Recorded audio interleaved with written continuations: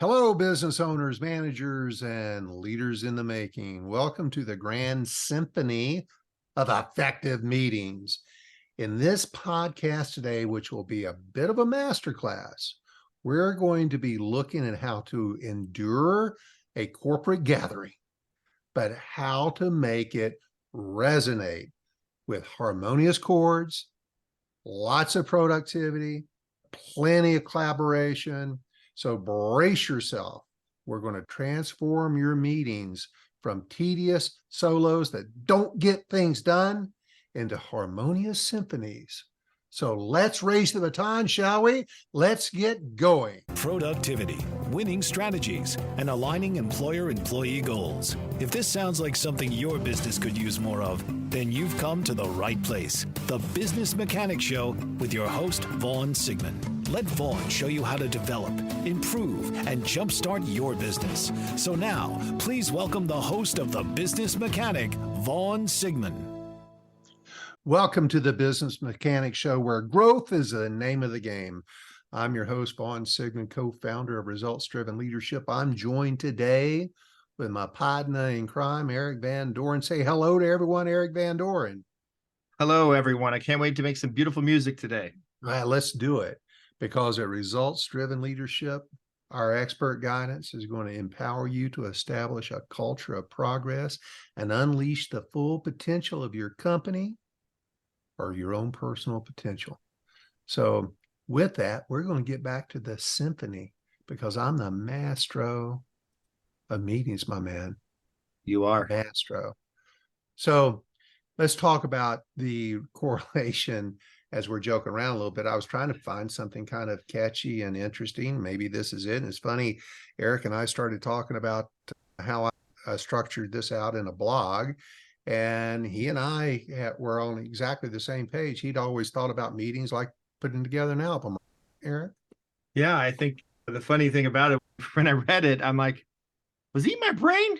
Has he been in my brain for years and years? But yeah, I've always thought of concepts like this as putting together an album and what type of music you want to play. And and people resonate to that. So it's a catchy thing and they get it when it's served up to them. Well, so let's talk about it. If we think about a good symphony, that symphony has to have a little bit of a theme. Mm-hmm. And when that comes to a meeting, you have to identify some objectives. So what does that mean? We come into the meeting with a plan of what we're going to come out with the meeting with. So to me, the cornerstone of any successful meeting is a clearly defined goal or objective to what we're going to get out of the meeting. That becomes your guiding beacon to stick with your music, stick with the symphony music and the theme. And then you also need to assemble the players, the musicians, right, Eric? How do you think about the right people getting into the room? When you think about the objective, what you're going to come out with, what are some of your thoughts on who needs to be there in order to accomplish that objective?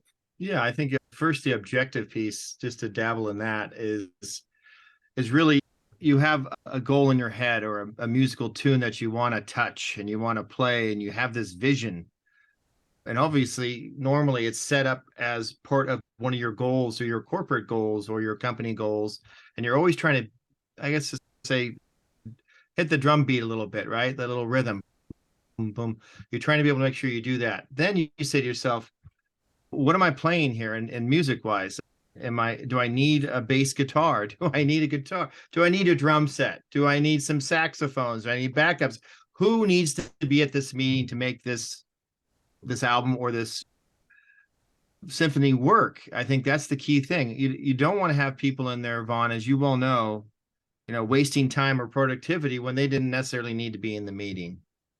So who's going to play on this album? Who's going to play in this symphony? I think that's a key point. And it's really about usually direct reports at the beginning. And then after a while, I would say sometimes we went to a monthly meeting where we brought in an extra person with that person that was underneath to give them some seasoning. Mm-hmm.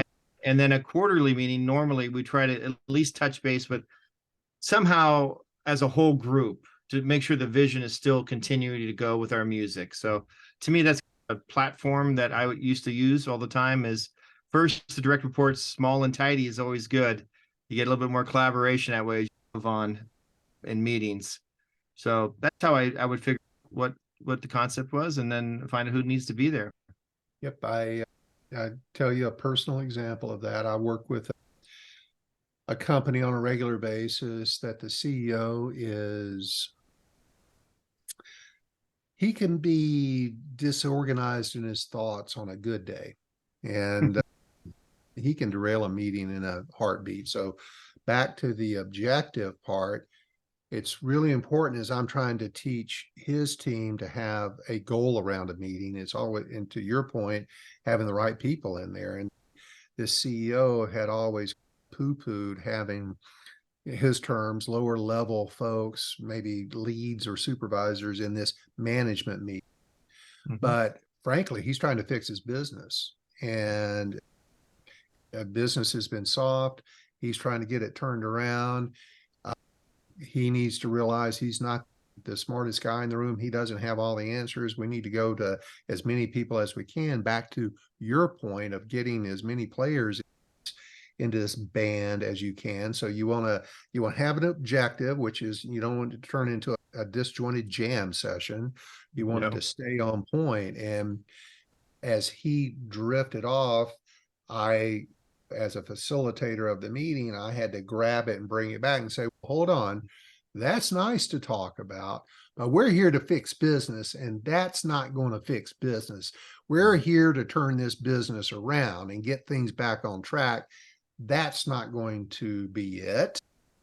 And he agreed. Yeah, you're right. Let's get back on track. Let's get back on the objective. We're going to fix business. And then having these extra people in the room, he had a lead. In this case, it was a customer service lead. Her name, we'll call her Brittany. And Brittany's in the room. And at the end, I said, okay, everybody, we're here to fix business. These are the things we're looking at to fix business. What are your ideas? And in the past, the CEO never included these people because he never thought they would come up with any ideas. And boom, Brittany's hand shot up and she says, have we ever thought about this? And I looked at the CEO. The CEO looks at me. We look at the general manager. We're all looking at each other.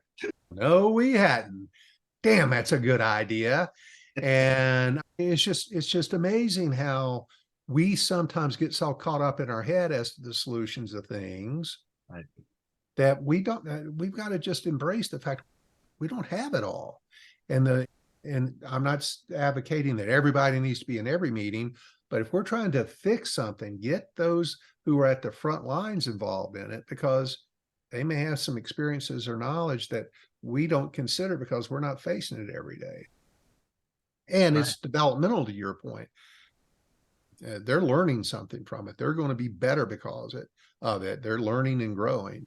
Great point on your part.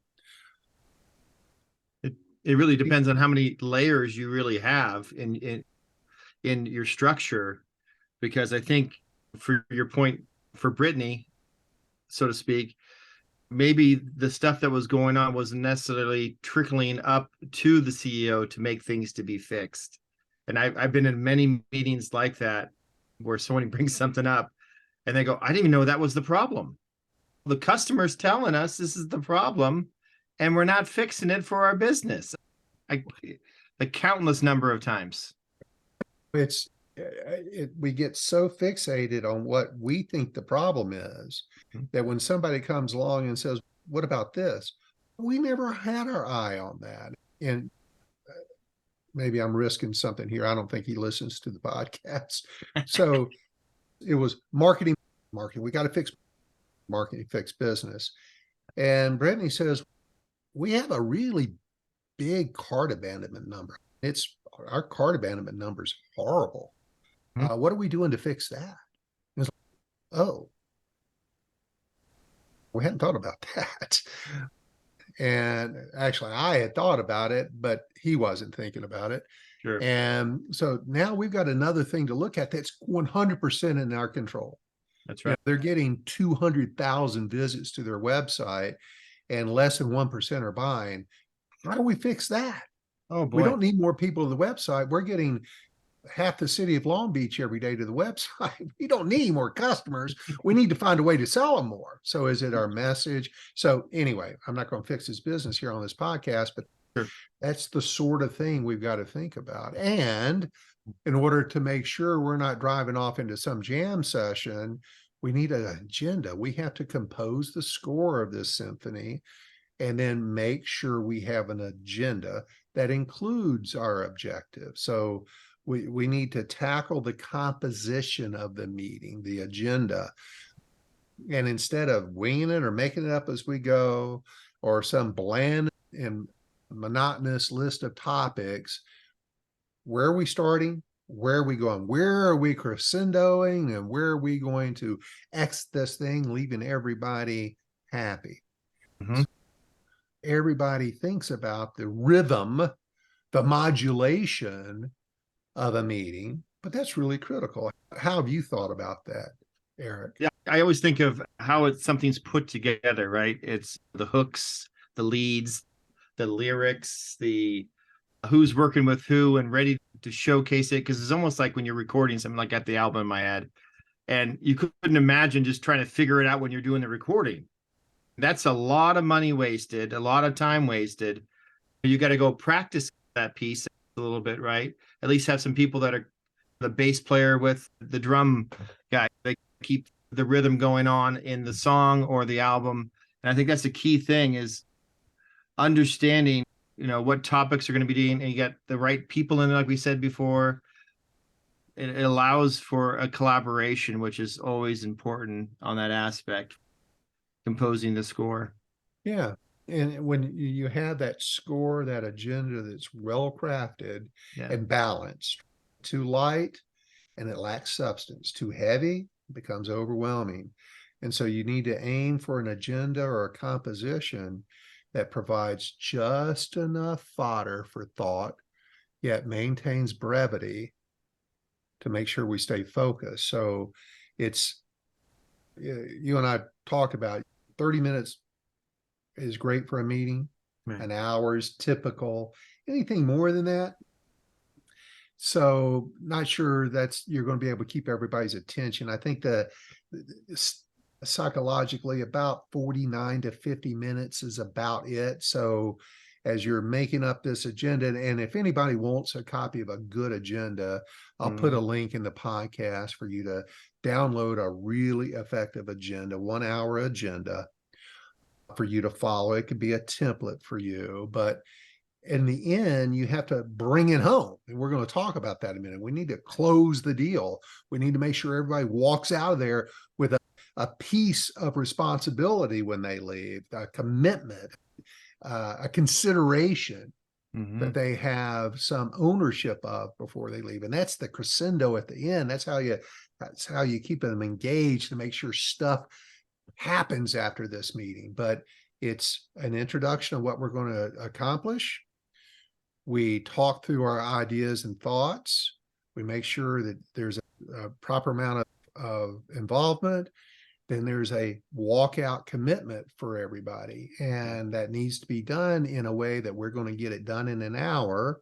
You can't solve the world's problems in an hour, but you can certainly get some of your team or your business's issues resolved in an hour. For sure. But keep it in an hour. Anything more than that, and you're losing your audience. It's like those back in the old days when there was 20-minute songs. Moby right? Dick. But the only way you could keep those songs listened to is you think about the crafting of the song. And Freebird was a 20-minute song, one of the iconic long rock songs.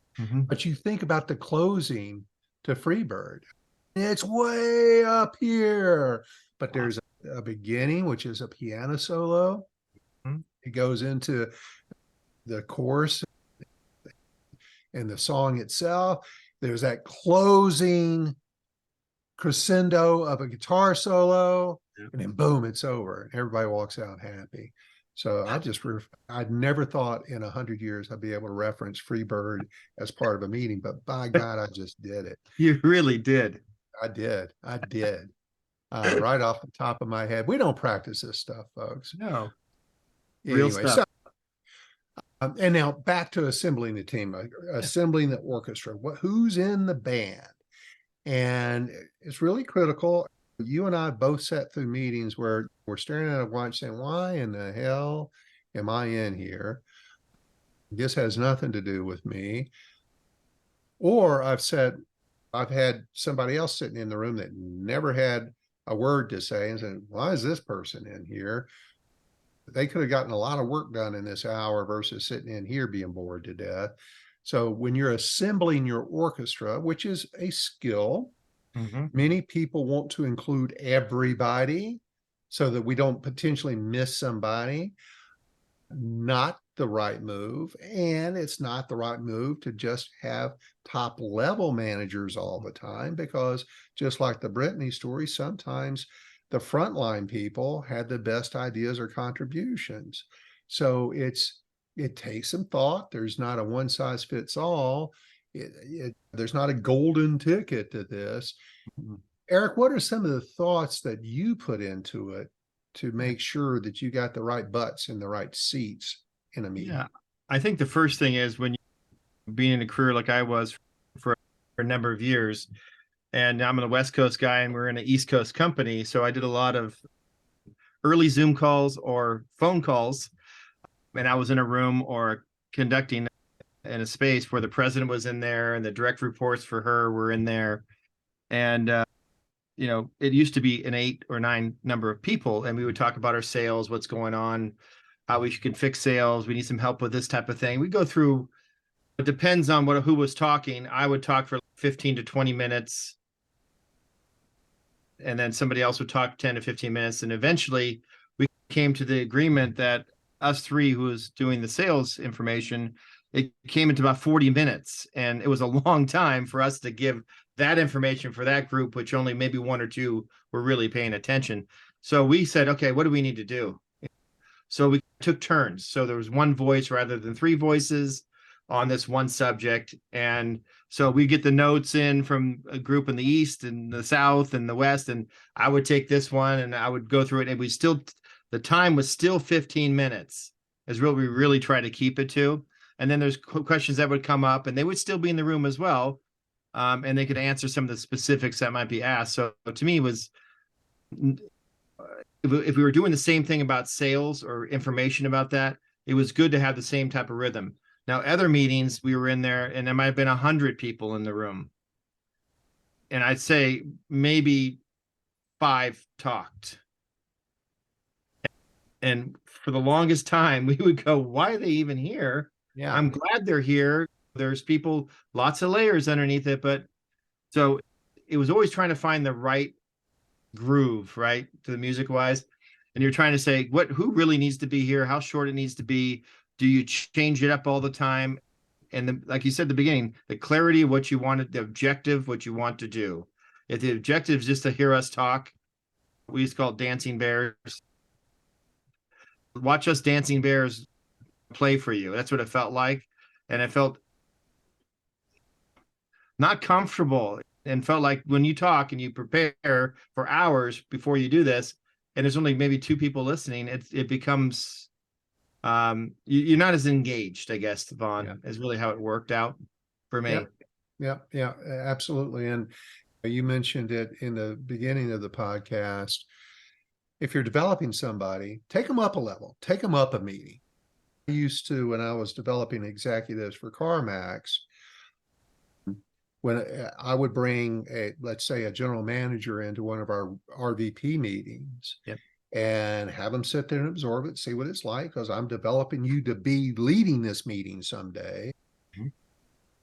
And at the same time, I'm testing them, because do they have any contribution to this? And I would encourage them to contribute, but they didn't always. But very often their contribution was very valuable. But I was very selective about who else I brought into it. They needed to bring a contribution. They needed to bring something to the party. right? Somebody's bringing the beer, somebody's bringing the chips, somebody's bringing the nacho dip, whatever. Yep. What's this person bringing to this meeting that's going to round it out? And that's what this is way harder than most people put thought into it, Eric. It is. And To it's bring somebody new into the party and to introduce them as one of your go-tos. I think there's ways to get them to conduct and have conversations. Say, for instance, me and Brittany, I took Brittany's below me and I take her into this meeting. I may say, hey, Brittany and I were talking about something here on this piece.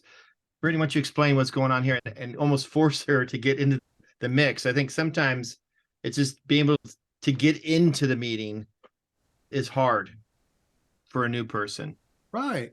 And you made a really good point. You were tuning up Brittany, right? You're getting her prepared for the meeting. This is what we're going to talk about. What are your thoughts on it? Bring that to the meeting. I need you to bring that out. And so she knows her part, what she's going to bring to the party, what she's going to contribute to this music, and make sure that you're prepared, they're prepared, that we're not going in there blind, assuming everybody knows what they need to contribute. There may be some communication with the entire group ahead of time is, here's our objective to the meeting. Here's what we want to come out with. Here's what you need to be thinking about as your contribution so that we can make this the most effective meeting. Preparation is key to almost everything, but even a meeting. But how many meetings, Eric, have you sat in that they're coming in, we're having a meeting, it just seems like we're having a meeting to have a meeting? Like I said, many times.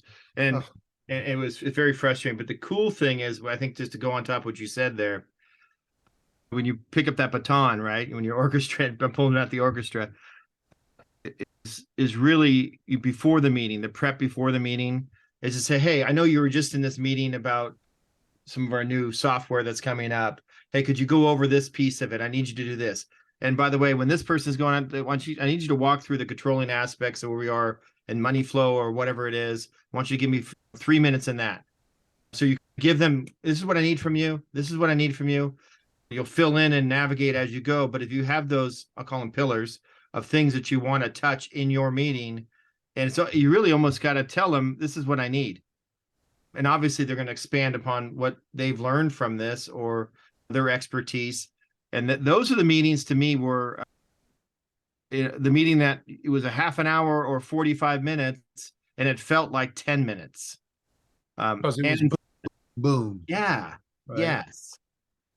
And so just a couple minute conversation. We're going to be talking about this. I need you to talk about this because this is what we want to solve, or this is what we want to accomplish.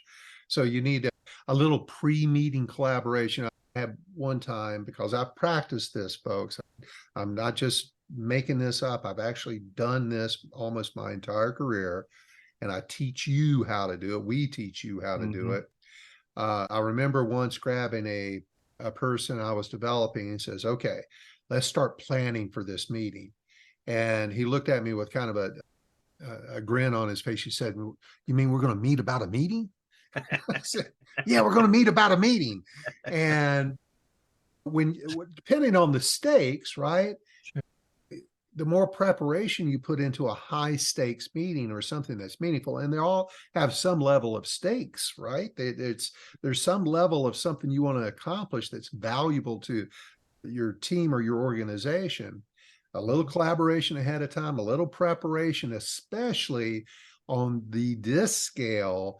Anybody that's a high I or a high S or C, they've got to have time to prepare for this. They just cannot make stuff up or wing it during a meeting. They've got to have time and thought and consideration, or they are going to come up way short for you at this meeting.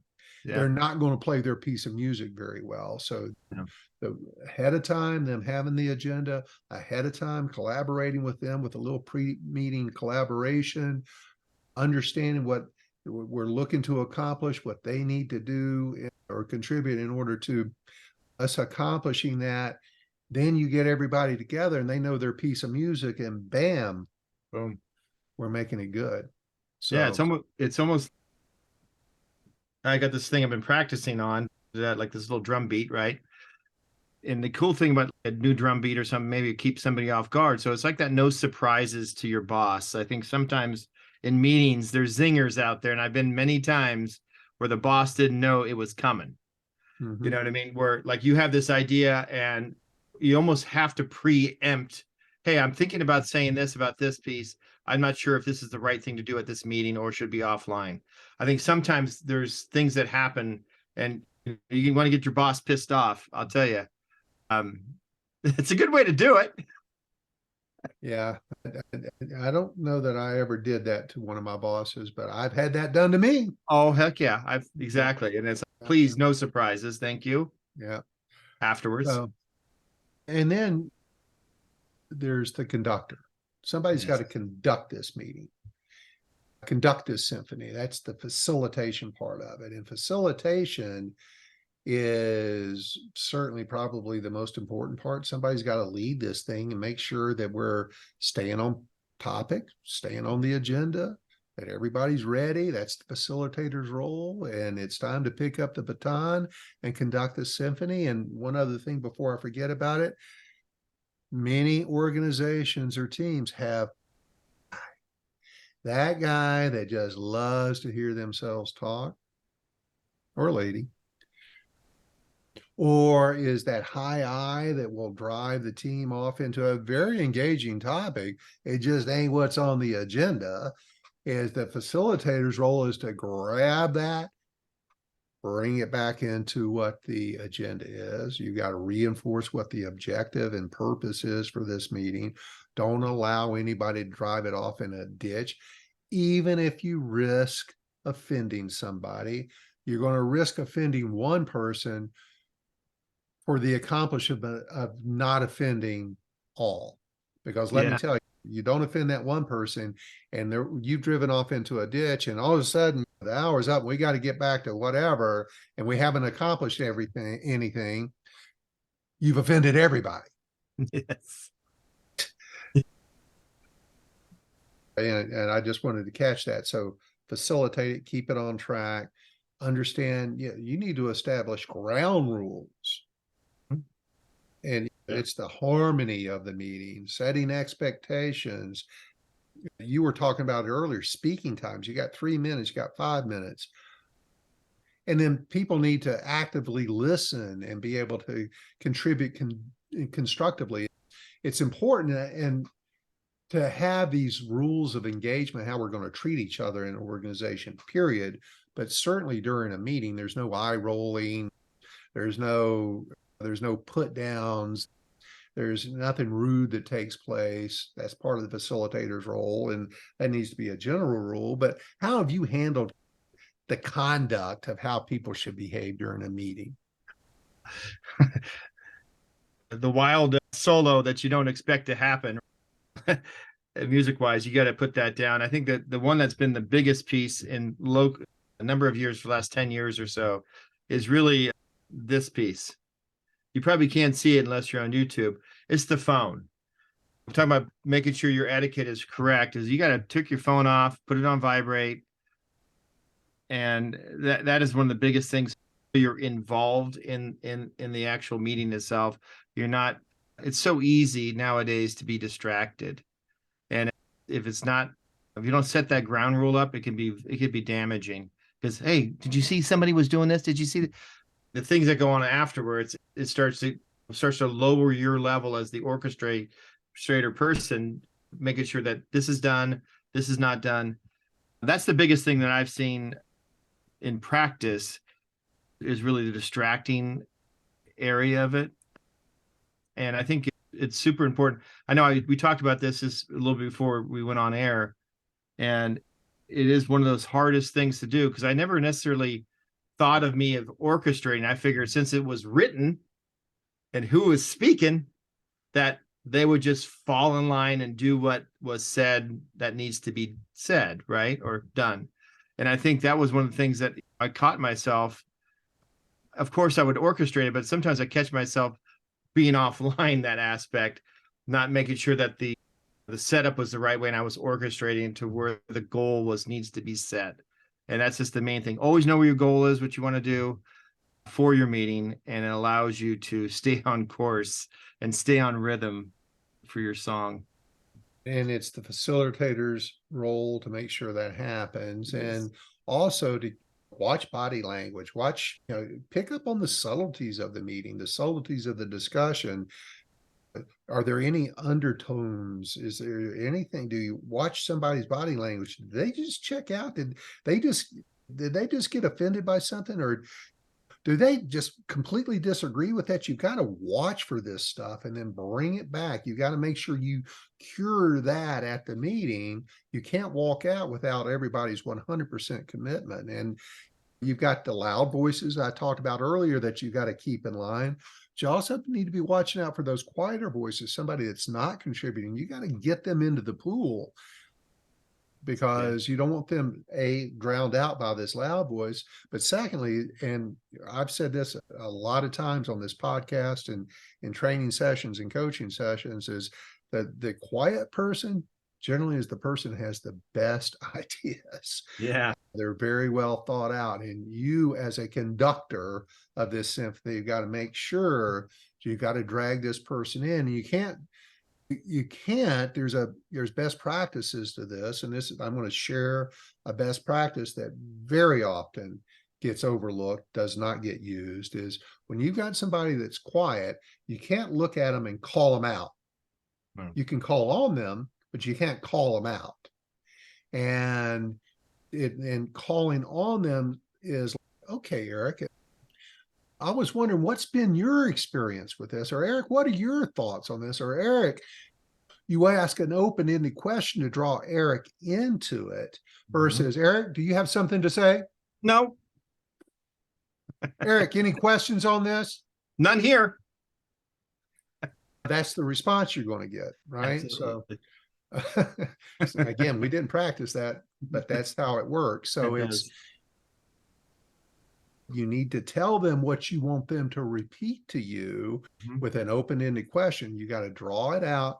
You can't ask an open or a closed-ended question. It's got to be an open-ended question, and in a way that's going to be encouraging them for them to speak. Eric, you're the subject matter expert. You do this all day, every day. What are your thoughts? And not, Eric, any thoughts on this? Exactly. Very subtle difference, but Eric's going to give you some information. You say, Eric, pay him a little compliment. You're really good at this. Right. What are your thoughts on this? Yeah. That's facilitation at its highest form. So it's beautiful. The facilitator, the conductor of this symphony, the facilitator of this meeting, make sure every voice is heard, that you're not letting somebody overtake the meeting, that you're staying on course. It's watching your body languages and your subtleties that are going on in there. And then we're going to get to the crescendo of all this in a minute, but making sure that we're including everybody, that it's a rich dialogue, that it's a respectful dialogue. We talked about the ground rules, and you're the referee on the side, making sure everything's getting followed. Right. And I think there's a piece there, a little further than that. It's almost pulling the nuggets out, right? Like you said, the quiet people with those open-ended questions, and you're trying to pull those nuggets because they're there, because you've had conversation other than just this meeting with them probably at some point, because they're in the meeting, because they want to say something. And sometimes those are the biggest things that can build upon it, and somebody else might jam in a little jam session, right? And they have a little conversation. That's sometimes where things are born and fixed, and for whatever subject you're trying to go through. So those are cool things. So yeah, call on those folks in a nice, it does make you feel good, by the way, when you say you're the expert on this, by the way. It does. It feeds the dialogue, or it encourages the dialogue. And it's so simple to do. And it's generally the truth. It is. And now we're going to get to the point of the meeting that I think is the part that is the most widely missed and screwed up time after time, and that's the wrap up. And there's two stages, in my opinion. Let me get your opinion on this, Eric. There's two stages to this wrap up. There's a dialogue of a wrap up. Okay, guys, at about 15 minutes till 10 minutes till the end of the meeting, you want to say, here's what we've agreed or talked about today. We've talked about this, we've talked about this, we've talked about this. You do a summary of the key points, the decisions made, the next steps. You're saying to the group what has been captured during this. It's a wrap up, a quick wrap up. Yep. And you're giving yourself plenty time to do it so you don't miss this part. This is absolutely mandatory. Thoughts on this, Eric? To me, it's always there's two things that we always did was the takeaways. We did a round robin and what's your takeaway of today's meeting? And the thing is, you could never just repeat what somebody else said because it happens all the time. Hey, Vaughn, what was your, and the person, goes through what the takeaway was a meeting of what they took away. That might add two things. And then the next person always says, what, Vaughn? Yeah, I was going to say the same thing with that. And that's what I was thinking. Yeah, that's what I was thinking, the same thing. But everyone has to come up with a free thought of what's going on. One takeaway. And then I think the thing is, I think you mentioned earlier about your ownership, right? What do you own in this meeting? What's your goal with this meeting? What's your ownership? So it's okay, hey, Vaughn, you're going to be doing this. Make sure we're correct with that. And you're like, yeah, absolutely, this is my deal. I'll have it to you by next Tuesday. So there's timelines there. You know what you're going to take away. You know what they own. And it feels great because everyone has it's like a huddle. It's a play, right? Or we're not doing plays, but huddle. Go do the out. Go do the circle. Do this. And I think everyone knows what's going on, and it allows everyone to come back the next time, if it's the next week or during the week, to say, this is what I take away. This is what we got done and accomplished. And I think that's how you move along goals. Absolutely. And there's the dialogue where we're stating what we're committing to, what we've agreed to. And then there's the assignments. You're the clear task that you just talked about. Who's going to do what by when? Who, what, when? Who, what, when? Yeah. I can't tell you that enough as the one that's by far the biggest atrocity conducted in every meeting is we don't talk about who's going to do what by when. Yeah. The wrap up is the most important part of the meeting is here's what we agreed to. Who's going to do what? It's clear tasks and responsibilities. And let me give you this is part of the master class on this, folks. Yeah. You can't say, Eric, this is what you're going to go do. Sally, this is what you're going to go do. Lonnie, this is what you're going to go do. You've got to say, okay, Eric, what are your commitments to this? If you don't do it that way, what you think Eric is committed to and what Eric is committed to, what you think his timeline should be versus what Eric's timeline should be, could be out of alignment. That's where the frustration and the lack of execution comes in. As the facilitator, you have to say, Eric, what is your commitment and takeaway to this? Yep. And you've got to hear it back because I don't know. I'll bet anybody that, I think maybe I have $60 in my wallet right now. I'll bet anybody $60 that if you tell them, and then a week from now, you're going to be disappointed. But if they tell you, two things are going to happen. One, 90% of the time, they don't have it all. They did not commit fully into what you expected them to do. Mm-hmm. There was a missing piece there. And then you've got to get that filled in. So it goes like this. Yeah, boss, I'm going to get the Jennings report finished, and I'm going to knock out all that work in the stock room, and I'll get that done next week. Okay, thank you for that. But what about the work you were going to do on XYZ? Oh, yeah. And what day next week are you going to get this done? Oh, Wednesday. Yeah, I need it by Tuesday. Okay, I'll get it done by Tuesday. You've got to be specific, and you need to hear from them what they're taking away, because let me tell you, you'll be on a different page from them if you just tell them. Agreed, Eric? Oh boy. Telling them as it goes in an ear. Sometimes it's just to get them off the call or off the Zoom. They just want to say yes, as quickly as you can, and don't allow them just to say that. They got to come back and tell you what they're going to do, when they're going to do it, how they're going to do it. Absolutely. And this is the classic. Okay, everybody agreed? Everybody got their assignments? Yeah, okay, go. And off in the wind, all that great work went. A dandelion. So it's need to be on point with facilitation, have them tell you what they're committing to, that they're going to do what by when, and it needs to match exactly as you understand it to be. Do So not don't leave that. Yeah, so don't have a meeting and have a wrap up of 3 minutes. No, that's when the it's the reason why most, I say about a quarter up, 10 till. that's right. It's Give almost yourself a plenty of quarter of the time, meeting because should be almost wrap up. yep, because they're likely to be off base. Yeah. Yeah. And so that's the meeting. And now here's the second most offended of effective meetings, or playing a well-crafted symphony. Yeah. The follow-up.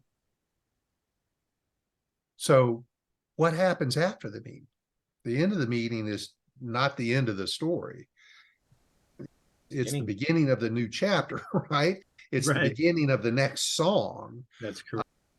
And and I strongly encourage somebody always be a scribe during this meeting. Somebody captures the notes. Now, with today's AI, you've got Otter, Word records things, PowerPoint records your words. Now, everything records what you're saying and turns it into text.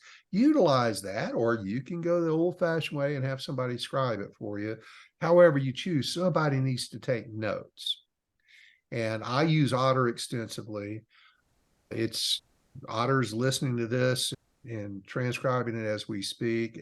Otter listens to everything I do and transcribes it. And that way I've been able to give up the legal pad. And then send out those meetings send out those notes after the meeting, summary of what we agreed to, capturing the essence of the meeting and providing a reference point for everybody, and the follow-up. Sally's going to do this, Eric's going to do that, Lonnie's going to do that.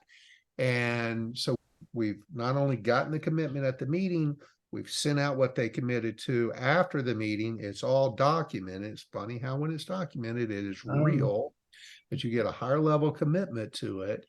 And it's also for you, when you come back to the follow-up meeting, and there should always be a follow-up meeting, that becomes your resource, because you're not going to remember everything as to everybody that was there, what everybody committed to. It's your piece of music to follow on the next go round. How have you handled this post-meeting follow-up? Yeah, before the advent of this wonderful Otter, obviously it was anything from copying or email of what went through on the agenda, and we would have a scribe, and the scribe would write what the commitments were at the end of it. So you'd have a name, a commitment, and do how it worked. Back before that, obviously you don't need to go back before that, but that was the handwritten stuff, scanning, faxing, that kind of stuff. That's obviously, thank God that's old, because that was a lot of work nowadays. But I think the key thing with the Otter, which is I found it fascinating, it captures everything, but whoever commits to these things, their eyes have to be on it, because you get all the information, you committed it in the town square with your band saying, this is what I'm going to do, I'm doing this by this time. And then like, meeting's over. I got to go back to my real job or do what I need to do. And they forget about what the meeting notes are. So they got to make sure your eyes go back on that. And I think to know what your commitment is. So it's really the follow-up aspect of the post meeting.